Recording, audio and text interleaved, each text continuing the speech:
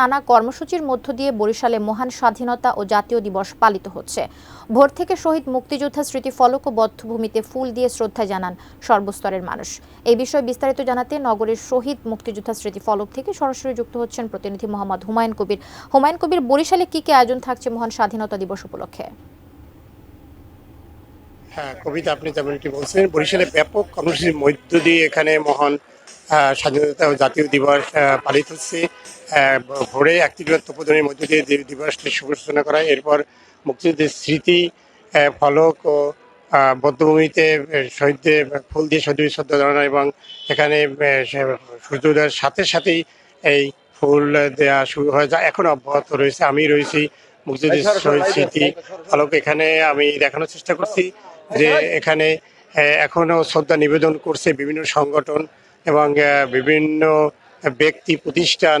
এই শহীদ মুক্তিযোদ্ধার প্রতি শ্রদ্ধা নিবেদন করছে। শ্রদ্ধা নিবেদনের পালা এখনো চলছে এবং সকাল 9টায় ঐতিহাসিক বেঞ্চ পার্কে আনুষ্ঠানিকভাবে জাতীয় পতাকা উত্তোলন করা হয়। সেখানে শিক্ষা প্রতিষ্ঠানের শিক্ষার্থীরা কুচকাওয়াজ এবং সমাবেশ করে।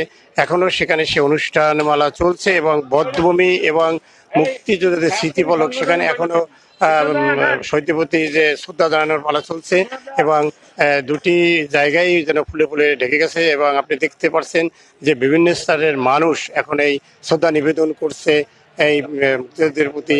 আর এই শ্রদ্ধা নিবেদনের পালা চলছে। এরপর জেলা পর্যায়ে বীর মুক্তিযোদ্ধাদের সম্মাননা প্রদান অনুষ্ঠিত হবে, আলোচনা সভা অনুষ্ঠিত হবে। এছাড়াও রয়েছে প্রীতি ফুটবল প্রতিযোগিতা অনুষ্ঠিত হবে।